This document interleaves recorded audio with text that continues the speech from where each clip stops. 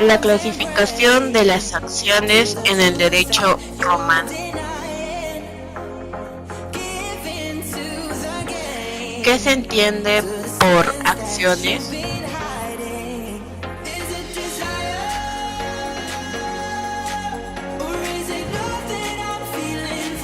En el derecho romano se entiende por acciones la capacidad de amparo académico de un ciudadano romano por parte de un magistrado. Existen tres grandes procedimientos en la historia del derecho. En estas tenemos el procedimiento de las acciones de la ley, el procedimiento formulario y el procedimiento conmutatorio. ¿Cuál es la clasificación de las acciones?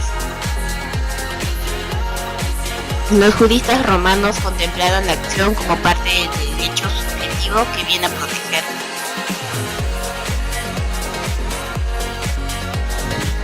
Primero tenemos las acciones civiles y las acciones honorarias.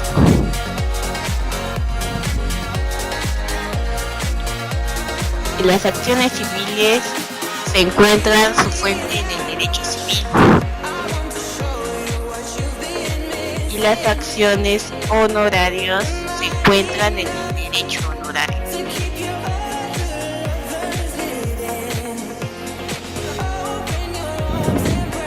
En estas tenemos tres acciones: las acciones útiles, acciones ficticias y las acciones in factum.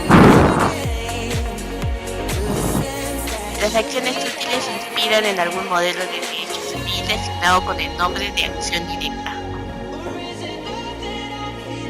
Y las acciones ficticias se inspiran en una acción civil, pero además el magistrado ordena al juez en la fórmula respectiva sustituir el hecho real por una ficción. La acción publicana en la que se protegía el propietario voluntario, diciendo que ya había pasado el tiempo necesario para la exhumación. Y las acciones in factum se basan en una situación de hecho no reconocida por el derecho civil. 2. Tenemos las acciones reales y las acciones personales.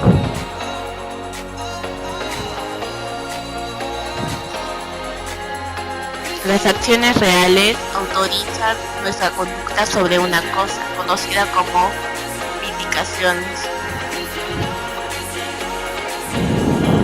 Y las acciones personales autorizan la conducta ajena para exigir que otra persona debe realizar, conocida como condiciones. Acciones mixtas, clasificadas así por Justiniano, estas son las acciones divisorias, que son tres. Primera, que es el acto familiae secundae, es para pedir la división de herencia indivisa. Actio comuni dividendo, es para ver la división de la cosa común en la copropiedad. Y el actio finium remuntorum es para pedir el deslice de terrenos. Tercero, tenemos las acciones prejudiciales.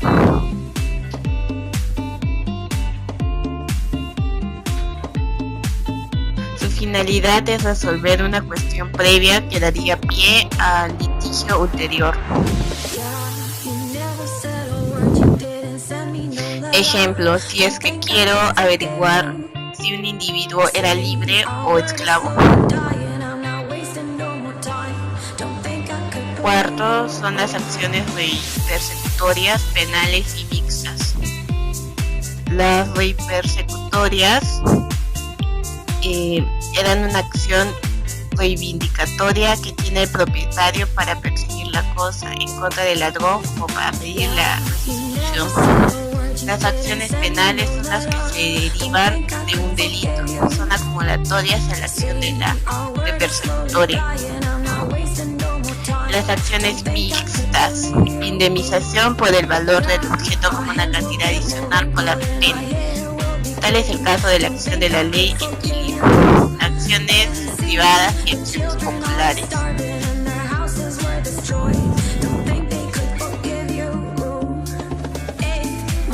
Las acciones privadas es para ejercer el derecho en su defensa personal, su patrimonio o familia del cuerpo.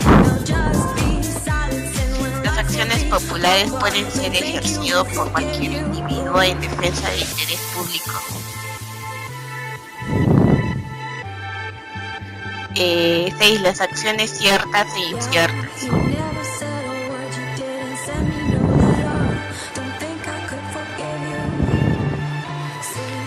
Es cierta o incierta por la posibilidad de establecer no la cantidad de la condición de un principio de la intención. Las acciones pueden ser ciertas.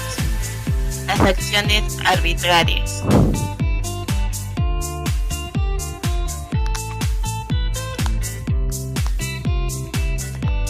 Sirve para lograr la cosa que el accionar quería recuperar y no la suma de dinero equivalente. La cláusula arbitraria se inserta en todas las acciones reales.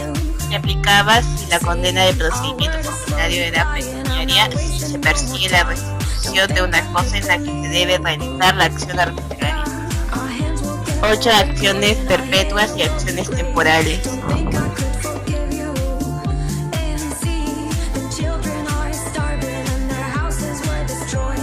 Se clasifican así por el tiempo que se tiene para ejercer la acción. Acciones perpetuas se identificaban con las acciones civiles que no prescribían nunca. Acciones temporales se identificaron con las acciones honorarias que se prescribieron en un año.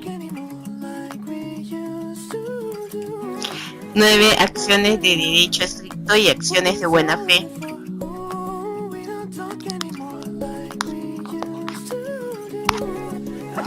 Las acciones de derecho estricto, cuando el juez emite su decisión y debe atenuar los términos planteados en el proceso. Y las acciones de buena fe, el juez está facultado para investigar e interpretar.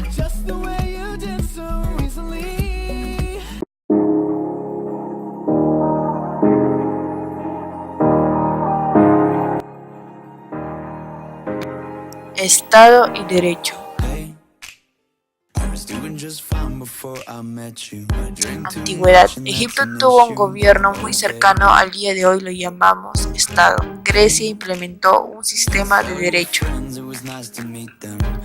El poder era ejercido por el que tenía un talento personal y fuerza social.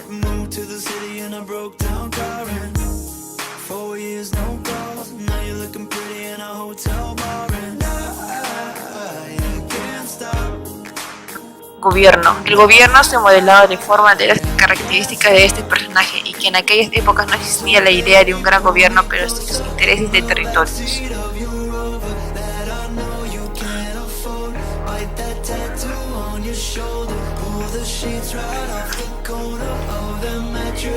Solo eran gobierno de ciudades llamadas ciudades-estado, centro poblado más zona cercana. La polis ciudad-estado, unidades políticas gobernadas y independientes, cada una con su propio gobierno y leyes. Tenían una economía autárquica, autonomía, independencia política, soberanía, la ley era muy importante. La cultura egipcia y el faraón no solo cambiaron la estructura política de los nombres, sino también el tema de la explotación y la explotación brutal. Desde la propiedad común de las tierras de los clanes totémicos fueron cambiados. El sistema jurídico fue formas de explotación, controlados por los monarcas escribas. Moral religiosa consideraban como una monarquía divinamente constituida el faraón. Teocrático, sabiduría era ser justo, equitativo, piadoso y humano. Grecia funcionaba con la tiranía, fundamentalmente estaba formada de un gobierno que se daba en las polis que no se habían independizado ideológicamente de las sociedades gentilicias.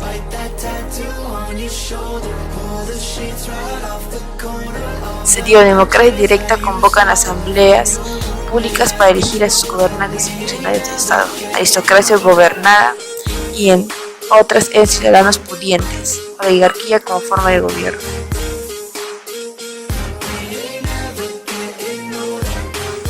Debe tenerse en cuenta que al final de todas las formas de gobierno sucumbieron frente a la democracia directa. Encontramos también el equilibrio de poderes, el inicio del control jurisdiccional constitucional. Medievo. Inicio. Siglo V después de Cristo, caída del Imperio Romano de Occidente. El poder en esa época era fraccionado, que causó el feudalismo. Sector feudal. Es la máxima autoridad, mientras que los reyes no cuentan con la supremacía de mando, por el contrario, si desean mantener su trono.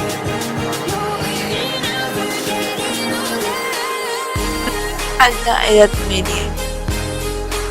El derecho es muy confuso, cada pueblo formó su estilo de vida, interacciones y administran su justicia, etc.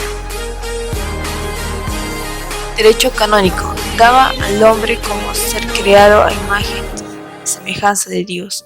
La religión y el poder político, hasta entonces unidos indisolublemente en las culturas. Se desarrolló especialmente entre los siglos 1001 y 1101. Se agregaron los privilegios feudales. Los estatutos de la corporación y el derecho marítimo formaron un conjunto de normas conocidas como derecho propio. En la Edad Media se percibe la diferencia de distintas culturas y es así como nacen las nacionalidades. Posteriormente estos pueblos organizarían su propia organización política. El derecho castellano a principios de la Baja Edad Media, que comenzó en el 1212, se describe así: derecho territorial. Aparecieron muchas costumbres formadas de acuerdo a las necesidades y tendencias locales. Derechos locales. Son los fueros en cuya redacción se acumulan los derechos especiales derivados de la concesión real. Costumbres nuevas, hazañas del lugar.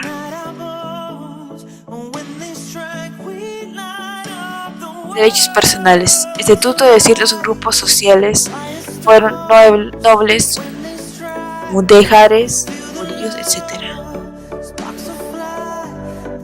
Hubo también costumbres regionales que florecieron al amparo de las faltas de legislación real.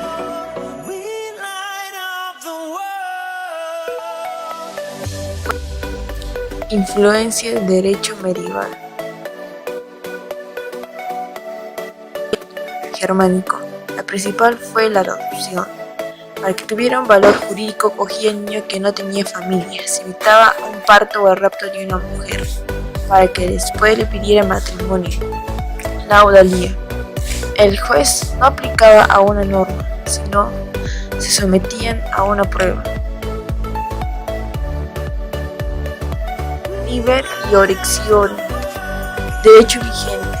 Siguió siendo vigente a pesar de que ya no había rey visigodo.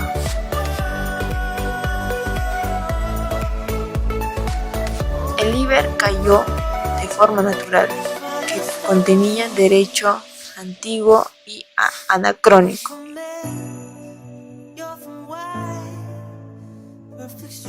Reino franco. Establecieron su territorio en los visigodos, vándalos y francos en Italia. Características. Derecho consuetudinario. Nace a través de la costumbre. Teocentrismo. La ordalía o jurío de Dios, medio de pruebas. Derecho local. Nacen en ese pueblo y mueren ahí. Son de trascendental importancia los países, ya que gracias a ellos lograron la organización de nuestros estados, que fueron Francia, Inglaterra y Estados Unidos.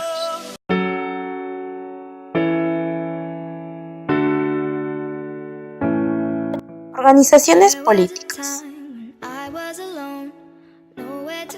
Inglaterra.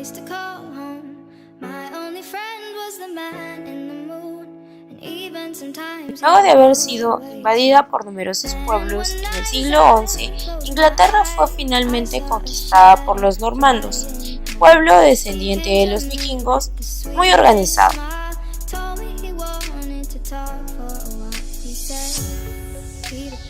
Gracias a un muy notable proceso histórico, este pueblo se convirtió rápidamente en una nación relativamente integrada.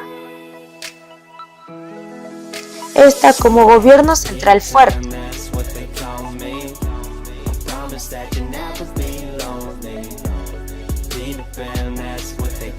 Y con tres cualidades trascendentales para la historia del Estado moderno. La primera, la ley estaba sobre el rey.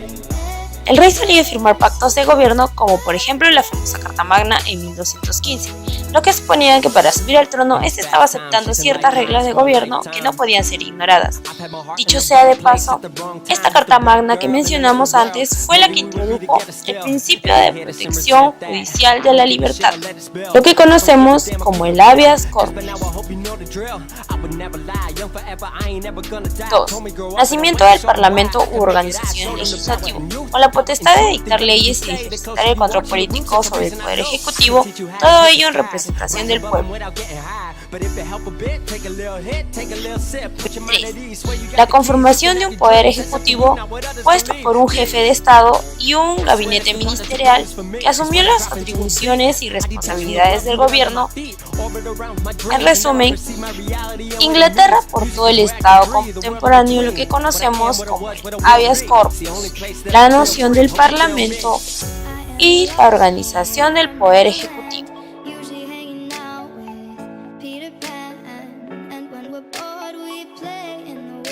Francia. A diferencia de Inglaterra, el reino francés siguió el camino de la monarquía absoluta, sin participación del pueblo durante su salida del medioevo. Esta opresión del pueblo fue una de las principales causas para el desarrollo de un fuerte espíritu emocional, lo que pudo hacer considerar tres apóstoles en la construcción del Estado moderno. En el siglo XVIII, conocido como el siglo de las luces, se gestó el desarrollo de las ideas liberales y democráticas que conducen en 1789 a la Revolución Francesa, cambiando todos los parámetros políticos hasta entonces vigentes en la humanidad. Pero, ¿quiénes motivaron esta revolución? Hacia mediados del siglo XVIII, dos fueron los pensadores que por su trabajo sentarían las bases teórico-políticas de este posterior desarrollo. Ellos fueron Montesquieu con el espíritu de las leyes y Rousseau con el contrato social. Montesquieu, buen aristócrata francés, decide elaborar una obra sobre la historia del derecho y su relación con la política. Hoy en día, muchas de las páginas de este libro son obsoletas, pero existen de 10 a 12 hojas que por su contenido aún perduran actualmente, y ello porque se sientan en las bases de la teoría de separación de poderes. En poder ejecutivo, poder legislativo y poder judicial. Por su parte, Rousseau publica el Contrato Social en 1762, obra donde retoma la idea de que los seres humanos viven originalmente en estado de naturaleza, sin normas, sin sociedad, en total libertad natural. Sin embargo, esos seres humanos en algún momento deciden pasar al estado de sociedad que para tal efecto realizan el contrato social. En síntesis, la idea del contrato social es una manera de expresar que los hombres se pusieron de acuerdo en vivir en sociedad, probablemente haciéndolo que cada uno posee una fracción de poder en el Estado. Otro gran constructor de las ideas que hicieron posible la Revolución Francesa y a quien podemos acudir para entender mejor es Manuel José Conde de Sieyes, con su famoso folleto político que es el Tercer Estado. Así como Inglaterra en los orígenes del Parlamento, Francia había tenido también una asamblea que representaba los estamentos sociales del antiguo régimen. Los estamentos eran tres y tenían por consiguiente tres asambleas o estados correspondientes: el del alto clero, el de la nobleza y el de los demás, llamado también Tercer Estado. Para Sieyes, Francia representaba en sí misma el tercer estado, debido en gran parte a que los franceses sostenían con su trabajo la vida del país, a diferencia de los dos otros estamentos que no aportaban nada significativo, Además, este autor propuso que la Asamblea del Tercer Estado pase a llamarse Asamblea Nacional de Francia, solicitud que fue rápidamente aprobada. La idea de nación que desarrolló Sieyès permitía asumir que el pueblo no era simplemente un agregado de personas, sino que constituía un conjunto organizado que podía ser representado. Lanza así la idea de la democracia representativa, cuya versión evolucionada llega hoy a ser nosotros. El 6 de agosto de 1789, la Asamblea Nacional de Francia aprobó la Declaración de los Derechos del Hombre y del Ciudadano, un texto breve pero fundamental que serviría de inspiración para las futuras declaraciones y constituciones del siglo XIX. Es así como Francia aporta al Estado contemporáneo en la teoría de la separación de poderes, la institucionalización de los derechos con vía legislativa y los conceptos de nación y de representación. Estados Unidos de América. La independencia norteamericana de Inglaterra trajo también secuelas importantes para el Estado actual. En 1787 se promulgó la Constitución, lo que trajo consigo dos aportes fundamentales: el de la estructura del Estado federal y el régimen presidencial. Estados Unidos se convirtió en la primera potencia mundial no monárquica. En su afán de construirse con forma republicana, instituyó la figura del presidente, la cual se difundiría mundialmente. Por otro lado, los Estados Unidos desarrolló el principio de que el Poder Judicial podía revisar la constitucionalidad de las leyes emitidas por el Poder Legislativo. De esta manera, puede decirse que los Estados Unidos aportaron al Estado moderno el federalismo, el presidencialismo y el control jurisdiccional de constitucionalidad de las leyes.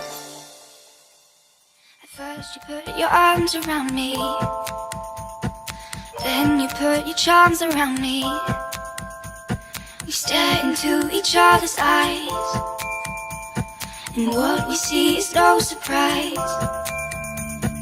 Got a feeling lost for treasure.